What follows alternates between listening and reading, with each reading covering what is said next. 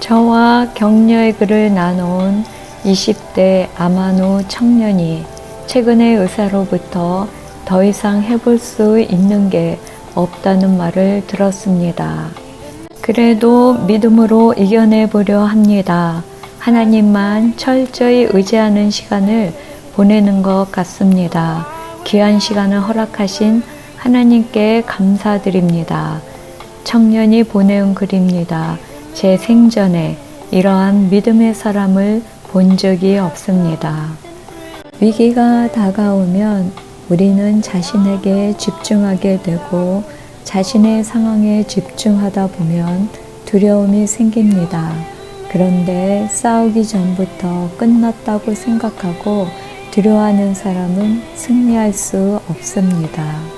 마음을 하나님께로 돌이키고 하나님의 영광을 보리라는 확신을 갖고 나가야 위기의 상황을 이길 수 있습니다. 예수님이 모든 상황이 끝난 뒤에 오시자 마르다와 마리아는 예수님이 계셨다면 나사로가 죽지 않았을 것이라며 안타까워합니다.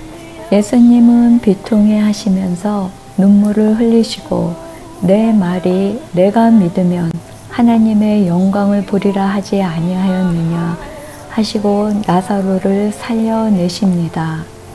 예수님이 이 땅에 오신 목적은 우리의 죄를 대신해서 십자가에 죽기 위해 오신 것입니다.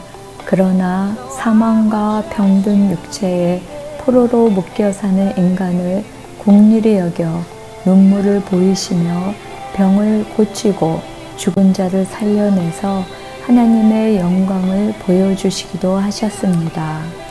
시편 57편 말씀에 높으신 하나님께서 나를 향한 당신의 목적을 꼭 이루실 것이라는 시편 기자의 부르짖음이 있습니다. 점점 죽어가는 육체를 바라보며 이제 모든 것이 끝이구나 라고 두려움에 떨 때 마음을 하나님께 돌리자 말씀이 들어왔고 내가 살아내야 할 목적이 명확해졌습니다.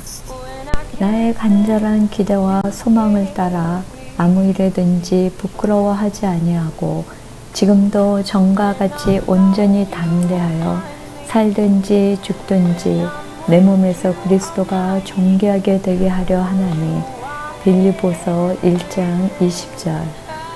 살든지 죽든지의 믿음, 그것이 내 몸에서 그리스도가 존귀하게 되는 것이고 기어이 하나님의 영광을 보리라는 믿음일 것입니다.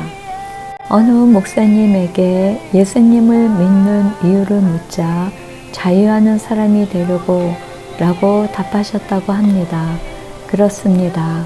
예수님은 가난한 자에게 복음을 전하고 포로되고 눌린 자에게 참 자유를 주시기 위해 이 땅에 오셨습니다.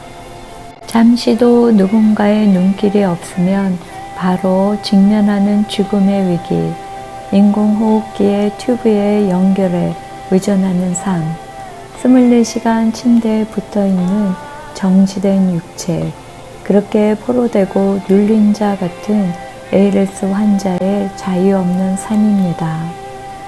그런데 이렇게 육체의 감옥에 갇혀 있어도 병마의 검은 그림자가 우리 몸을 짓눌러도 예수님 안에서 우리 영혼은 자유합니다. 그것이 우리 예수님 믿는 자들이 갖는 자유함입니다. It's not over yet. 그 자유함이 있기에 예수님 안에서 아직 할 일이 있고 아직 끝나지 않은 것입니다. 우리 곁에서 조용히 눈물 흘리시는 예수님이 끝이라고 할 때까지는 끝난 것이 아닙니다. 가진 것이 많으면 좋지만 없어도 괜찮습니다. 건강하게 더 살면 좋겠지만 여기까지라고 해도 할 수 없습니다. 어디든지 어떠한 상황이든지 예수님이 함께 하시면 우리는 자유합니다. 예수님의 말씀을 믿고 자유함이 있기에 우리는 살아 생전에 기어이 하나님의 영광을 보고 싶은 것입니다.